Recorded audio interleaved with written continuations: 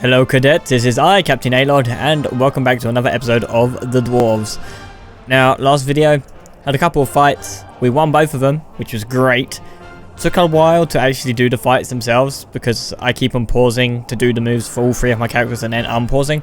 Which is fine, because that is how the game is meant to be played. You're meant to take your time, and do as best you can to survive, because the rewards are pretty good, and to be honest, who wants to fail? Nobody. So, anyway, let's continue here. We're at this place, and we need to get to that question mark over there. So, I am going to move...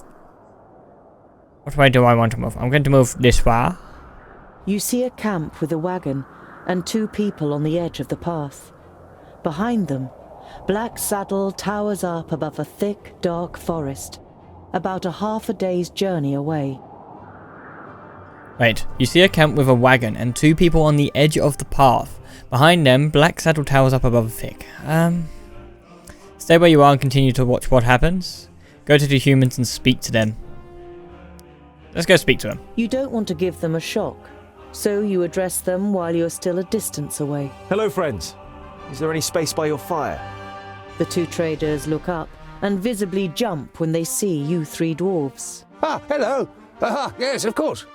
Yeah, It yeah, doesn't of course. escape your attention that you seem to be causing the traders some uneasiness, but you take up their offer and sit down. The twins follow your example. We're only travellers. We're looking for someone who's said to live on Black Saddle. A hermit. Someone who lives here? The traders exchange amazed looks. If they live here, they must be mad. Normally we wouldn't stop and rest here, but the horses are too exhausted. Our departure from Parista was delayed and we must have driven them too hard. Why does Black Saddle make you feel uneasy? You come from that place? Is that the place we're going to? Show me what you have for sale. Time to set up camp for the night. Let's see this. Why does Black Saddle make you feel uneasy? It doesn't look particularly inviting, but it's only a mountain. Only a mountain? You don't know the legend? The trader looks at you and the twins for affirmation, but you all shake your heads. Black Saddle was once known as Cloud Piercer, and it towered up into the heavens, the upper slopes of pure gold and the summit covered in snow. The humans wanted to attain this wealth, but the smooth slopes and the dazzling summit made the climb impossible. They called on the dwarves to help them. They were able to tunnel up through Cloud Piercer to the top. They hollowed it out and carried away the gold. The humans demanded that the treasure be shared, but the dwarves refused, and as they argued, the mountain began to tremble. There were too many holes inside for it to hold together. It collapsed and buried both greedy parties underneath it. The mountain lost its tremendous size and its beauty, and ever since has haunted both humans and dwarves with its erosive hatred, causing even the rocks to turn black over time. Pfft, never heard of it. Sounds like human tittle-tattle. Dwarves would never hollow out a mountain so much that it collapses. You come from Parista. Show me what you have for sale. Time to set up for camp. Alright, let's see what they got for sale. They got 85 days of food and it only costs 2 gold. Elixir of strength, pretty cool. Healing potion and elixir of protection. The hero receives a bit less damage for a while. To be honest, I don't think we need any of this stuff. The food would be great, to be honest, because I think we're using 3 up a day now. So let's buy some of these. We don't want to buy all of it, even though that's pretty cheap, to be honest, for 85. But we'll buy 50. Yeah, we'll buy 50. Sweet. Confirm and continue. Time to set up camp for the night. Not that I can do anything. Might as well ask him. You come from Parista. How are things there? No news to speak of, I'd say. Well, except for Nudin the Knowledge Lusty. You know Nudin the Knowledge Lusty. Lot-Ionan introduced him to you many years ago during a visit. What about him? Oh, nothing really. Just rumours. You nod at the trader to continue. He's behaving strangely and disappears into his tower for days on end. And he looks ill, apparently. Well, that's what someone I know said. Perhaps he got a spell wrong. Alright, so that's about it. So let's set up camp for the night. Hopefully these two old men don't do anything to me or anything happens. Later in the night, after eating together But the and trader. some friendly conversation by the campfire, you all decide to sleep. But you take the first watch. It's a night in which nothing happens, and the next morning the traders set off early. After breakfast, you also continue on your journey. Nice. Ah, man. We got a merchant. Is that the dwarf merchant up there? Yeah, dwarf merchant. We're not going to go to the merchant. We're just going to go to Black Saddle and get some of this storyline or campaign done, which I hope this is the storyline. After a march through the thick pine forest, Black Saddle, the sinister tabletop mountain, and your journey's destination rises up before you. I should have saved it. I should have saved it. I might save it here when it loads up. Oh my goodness. Are you sure that the famulus lives here? Yes, according to Lot-Ionan. Although you try to put a lot of assurance into your voice, you too see no signs that anyone lives here. No castle, no tunnel, no camp. There's nothing here but mountain. Then we'll have to take a closer look. You do that, scholar.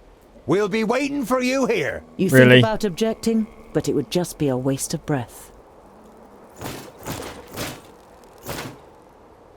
Really? They're just going to sit here? Alright, one sec. Let me save it. Game saved. Continue. Alright, let's see where we can actually find anything. It is so freaking foggy and misty. Whatever you want to call it. Fog, mist. Same difference. You reckon I'm going to get attacked? Look at the forest. I just ran around in a big circle. No. What are you doing? It says look at the forest right here. I'm trying to look at the damn forest. You keep running me back to where... Oh, wait, no. Can I actually click it? Nope, apparently not. No, stop it! Get down here. My character is just stupid. No! There you go.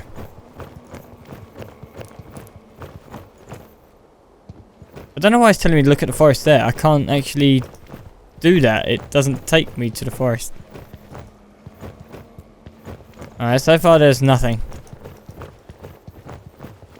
And I'm running around in circles, which really sucks. Ooh. No trace of Goren here either. If he's close, then there must be some kind of cave somewhere in the mountain.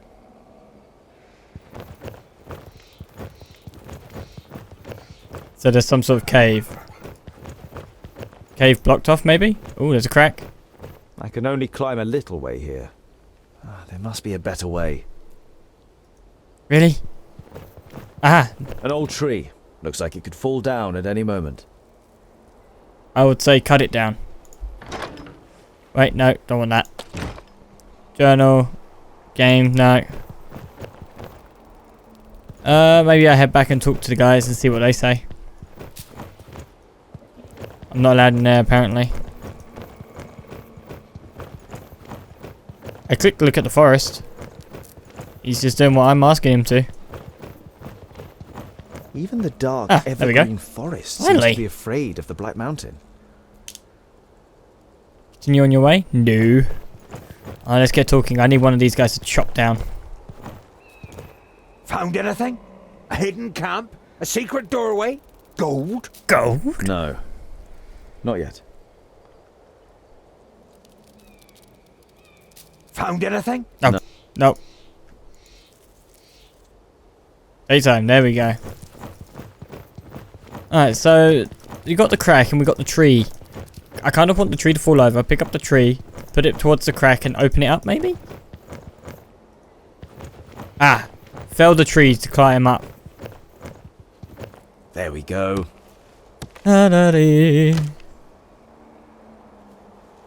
Oh, how is that taking your weight? Not to be rude. We're moving. Too steep. I can't get a grip anywhere.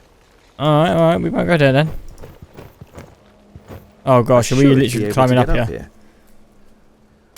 This is crazy.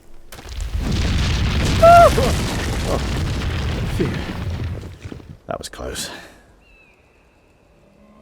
Am I trying again? I hope this is all worth it. Oh, my guy is insane. Come on, you can make it up. Good tree. Alright, let's look at the tree. The tree's all withered away. Here's a... No, forget it. And look at the rock face. Definitely a rock face. Alright, tell me the obvious then. Bitch. That's how you guys say something Something again. engraved on it. Ah. You realize with surprise that they are runes in the Dwarven language. Oh, cool. Alright, read the runes. It's going to open a Built secret door. with the blood of our enemies, be unyielding as the rock, and soak the land in their blood. Ah. Oh, when I go in, what about the twins? Twins coming in with me? Hello? There's runes on the floor. 4 runes. Oh man, I love the look of the Dwarven language, or the Dwarven runes. I was about to say that looked orc for a second there, but that's his beard. Hello? I'm having a feeling goblins are here. Do I want to stand in the middle of this thing? Ah, there's stuff here. I'm going to have a little look around. I think there's nowhere else to actually go, but this looks Master really cool. Garen. Lot-Ionan sent me to bring some items back to you.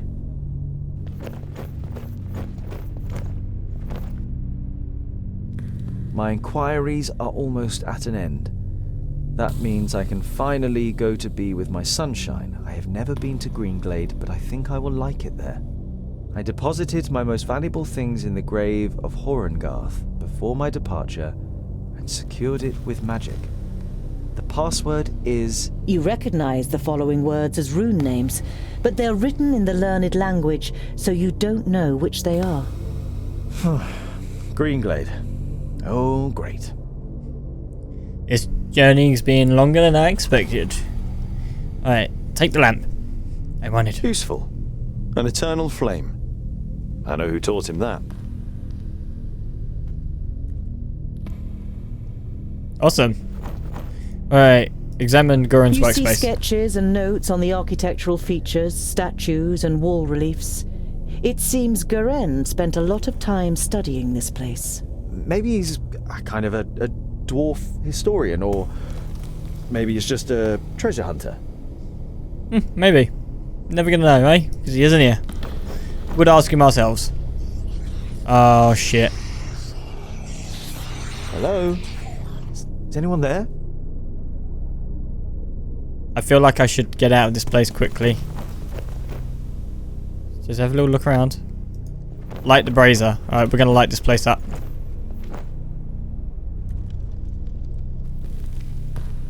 Ah, let's light all these braziers up. Maybe this is a secret?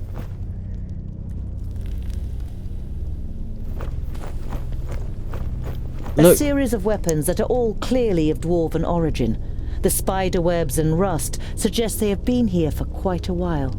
Maybe even centuries. We'll look at the scribbles in a moment. Alright, look at scribbles. You have difficulty deciphering the scroll. Throw the firstlings in the forge. Beat the secondlings to a pulp. The fourthlings are... The rest is illegible. This is pretty scary, actually, saying that. We'll light the main brazier. Oh, that's got a lot of text onto it. Wow.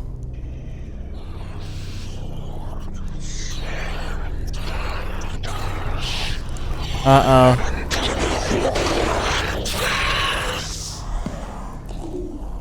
Sounds like Zaharon. The fortress belongs to the Dwarf-Haters. Oh, well, shit. Let's go upstairs. Well, shit. Let's go upstairs. Lorimber, the progenitor of the Thirdlings. In most of the chronicles about the 5 dwarfen kingdoms, only very little is written about the Thirdlings, and what is written is full of disgust. They are called traitors, or worse. Wow. It's quite, it would seem not that nice even place. the Thirdlings worship Vrakas, but in all the other kingdoms his shrine would be the biggest, not the statue of the kingdom's progenitor. A couple of gold coins are in the bowl in front of the shrine. Take the gold from the bowl. And make an offering of gold to Vrakas. 20 gold. Yeah, Don't do any harm. it'd be nice. Someone's going to take that eventually. It's a bit obvious. I keep having a feeling we're going to land up bumping into something we're not going to like. Alright, so there was other scribbles up here, wasn't there? No, there wasn't. Any other braziers that you want me to light, buddy boy? Examine the runes. Examine that. Something had a gear on it. Pretty sure I saw a gear.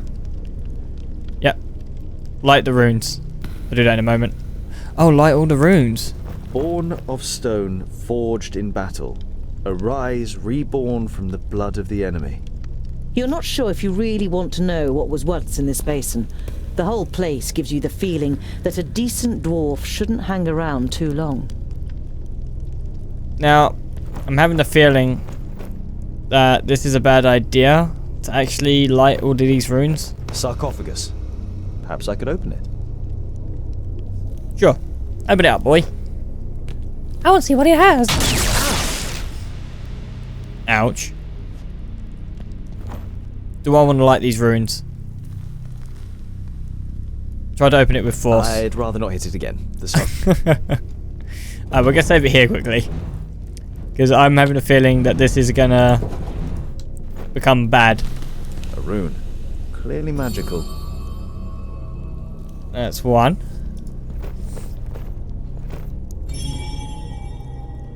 2. Oh, is there an order I have to do it in?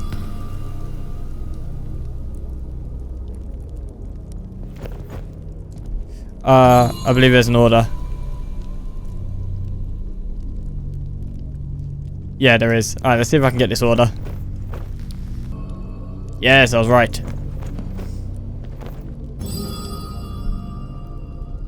Open sesame? Yes. Ah, that's it. I really hope I haven't done nothing stupid. Goren's most valuable belongings. Letters from his lover, a silk scarf that must have belonged to her, and a medallion. Take medallion with you. Yoink. I guess that's it then. Can we have a look at what this medallion is? Grants 1 extra action point every 5 seconds during battle. I like the sound of that already. I'm guessing that's it then. I think we can leave. We'll go back to the twins and see what they say. Alright, twinnies, I'm back. Do you miss me? That's what they say. Scholar, what are the results of your inquiries? There is an abandoned fortress in the mountain, and I think it belonged to the Thirdlings. Boindale's eyes narrow. The blasted dwarf killers! A Thirdling fortress? Here? In the middle of Girdlegard? We must let High King Gundrabur know about this. The fortress has been long abandoned by the looks of it. Anyway, I can't go to Ogre's death until I have completed my quest. Goren is in Greenglade. Huh. What does the High King really want from me? Alright, let's go see what he wants. The High King? Why do you want to bring me to him? All right then. Yes. It's about the choice of the new High King. Gandagar, the king of the Fourthlings, is with his entourage in Ogre's death and is supposed to ascend the throne. But our acting High King Gundrabur wants to prevent that from happening. He fears that Gandagar wishes to instigate a war against the elves. Right. What have I got to do with that? How could I stop Gandagar? Or Gandagar. But what have I got to do with that? Boindil is about to say something, but is silenced by a nudge in the side from his brother. High King Gundrabur will explain everything when the time comes. Am I of royalty? He looked distrustfully from one twin to the other. Boindil has donned an innocent expression, and Boendal doesn't give you the impression that he has anything else to say on the matter. Alright. What do you know about the Thirdlings? A Thirdling fortress? Here, in the heart of Girdlegard. That's strange, isn't it? And worrying. But they've always been wily. They move in the shadows and kill there too if they can. Do you know their story? No. I've read about it. Oh, yes. Lorenberg, their progenitor, rejected the name that Vrakas gave him, who in turn did not give him any special talents, so his kingdom studied war. It helps them defending the East, but it also meant they ended up confronting the other kingdoms. No dwarf would ever even think of injuring one of his kind, never mind killing them. But the dwarf killers are proud of it. When they were even more powerful, they wanted to become the rulers of all dwarves. They are envious of our skills. They haven't been heard of for a long time, but you can be sure there isn't a single dwarf alive who doesn't hate them. We're going to Greenland first. Your High King can wait. Whatever, your High King must wait. I have a quest to carry out in Greenglade. But our quest is... Boindil raises a placatory hand and throws his rucksack onto his back in preparation. Let it be, dear brother. Look at him.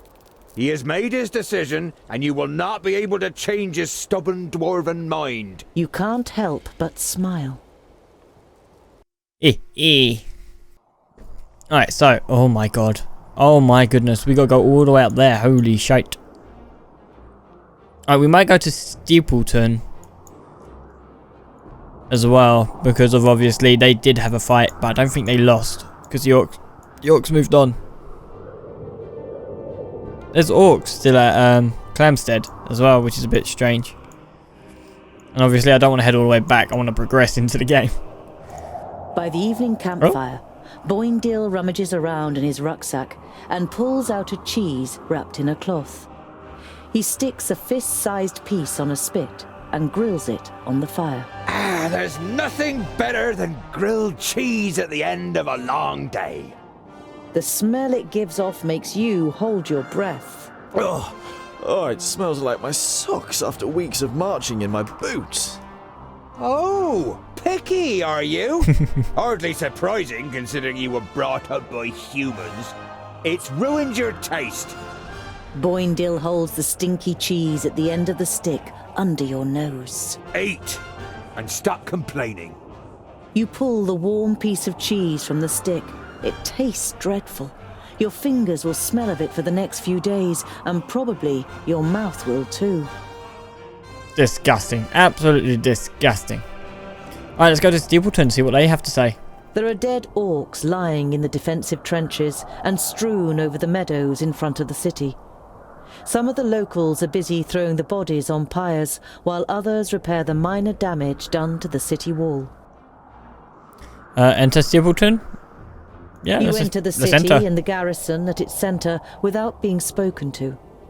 It is only when you reach a heavy oak door that leads, you assume, to the commanding officer's headquarters, that you are halted by a guard.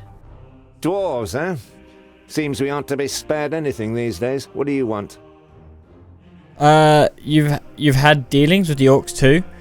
I didn't know that Steepleton was so big. I'd like to speak to your commander. Alright, let's do that one. It looks like you've got an orc problem. Had. Our scouts detected the army early on, and we were able to repel them without any great losses. A small army of orcs like that couldn't breach our mighty walls. Your mighty walls look like they're about to collapse under their own weight. The soldier isn't intimidated by Boindil. He juts his chin out confidently. At least they stopped the orcs. That's true. Unlike your dwarven walls in the north. Huh. I didn't know that Steepleton was so big. Alright, let's do that I one. must speak with your commander. Commander Valor doesn't have time. He's still very busy dealing with the aftermath of the orc attack. I only need to speak to him for a minute, I promise. I have information about the orcs that is sure to be of interest to the commander. Commander Valor is dealing with the orc problem, and I have important information concerning it. I witnessed a meeting of the orc lords. The guard eyes you with interest and tries to judge whether you can be trusted. Finally, he stands up, opens a door, and enters the room ahead of you. The commander looks up from his work. The guard repeats what you told him. Your information about the orcs could be useful. We have fought them back but not yet defeated them. Come in. The commander listens attentively and now and then asks questions as you tell him about the 3 orc armies and the meeting of the chieftains with the Alf Sintharas. This sounds very grave. I will send out messengers. We must be prepared. And the orc army that attacked Stapleton was able to escape. We must press on. Farewell, Commander Valor. Was able to escape. We might as well ask it. The army that attacked you was able to escape? What was left of it? They headed south. Unfortunately, I can't send anyone after them until the damage to the wall is repaired. To the south? Towards Scalebrook, perhaps? We defeated an army of orcs down there. It wasn't an easy fight, but they'd already taken a bit of a beating. By Steepleton's soldiers, I assume. The commander looks at you and seems torn for a moment. Then he pulls himself together. Perhaps you didn't know, but the administration had a bounty on the heads of that horde of orcs. Here, this gold is well deserved. Oh, I'd like to send a carrier pigeon to Lot-Ionan. Yes. Would it be possible to send a carrier pigeon to Lot-Ionan in Yonandar? Lot-Ionan the Magus, certainly. And as you crushed the orcs, I'll waive the fee. Let me send for a scribe. Thank you, but I can write the message myself. Paper and ink will be sufficient. The commander nods. You don't blame him for thinking you're illiterate. Very few ordinary folk can read or write. Once the writing materials arrive, you write down a summary of what happened at the meeting of the Alf and the orcs on a tiny piece of paper. A messenger takes the note, nods, and leaves the room. We must press on. Farewell, Commander Valor. Kill as many orcs as you can, dwarves. Palandir will be with you. Yay. I like that. That's quite a nice little meeting. Alright. Well, I think I am going to leave the video here. So, if you did enjoy it, you know what to do. Give it a thumbs up and also subscribe to the channel to see other videos that I will be doing. Other than that, I thank you for watching and see you in the next video. Goodbye. You got exactly what you deserve. Get wrecked, you nerds. Cracking down on these enemies.